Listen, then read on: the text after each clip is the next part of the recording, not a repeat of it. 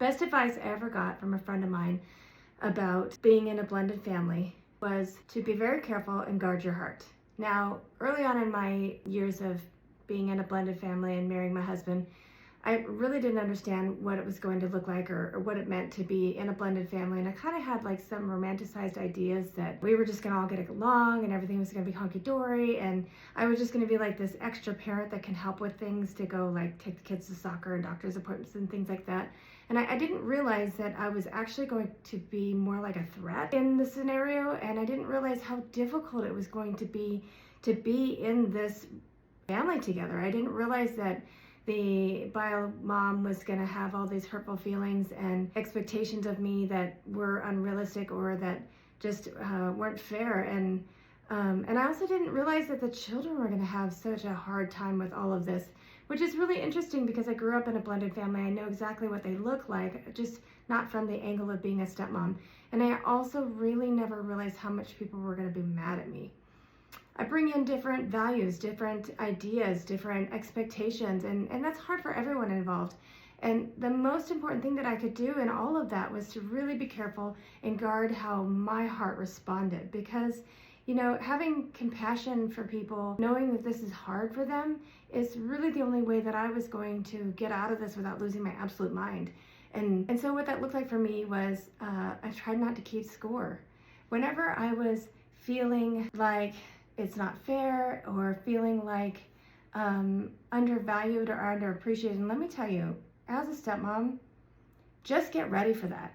Get ready to be undervalued and underappreciated, because this is one of the most unvalued and appreciated jobs that you're ever, jobs, that's a terrible way to put it, undervalued positions that you're ever going to put yourself in your lifetime.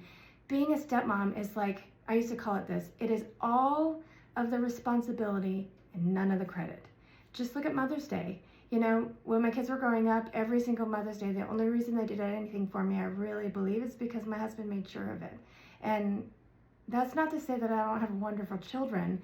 It's just to say that kids just don't think about their stepmom like that. They really think about their mother that way. I mean, we naturally need to feel about our mothers that way. We need to love our mothers and cherish them for being who they're supposed to be. And we really, really need our mothers. We need our mothers' love to fill us up. And so, of course, children are going to just adore and put all this expectation on their mother that and love for her, and not have a lot left over for the stepmom. And that was really hard for a long time for me. But I gotta tell you, they become adults and it's a totally different story.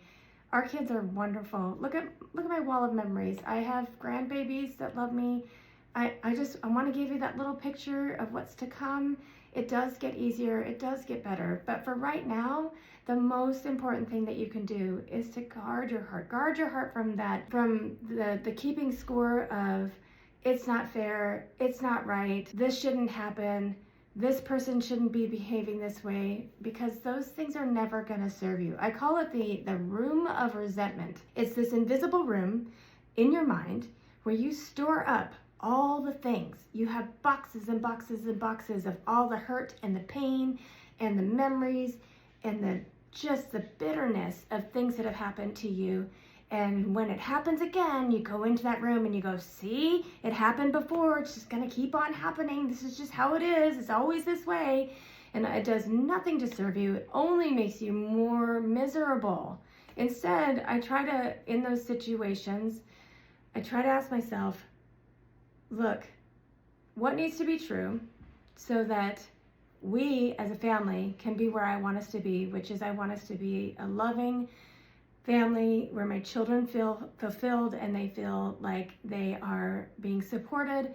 And at the end of the day, I want peace in my home. And if that means that I got to swallow some pride sometime, or I have to let things go, or I have to reframe the scenario and try to see it from the other person's perspective, then that's what I have to do. Because at the end of the day, the only people, please hear me on this, the only people who suffer when you keep score are your children.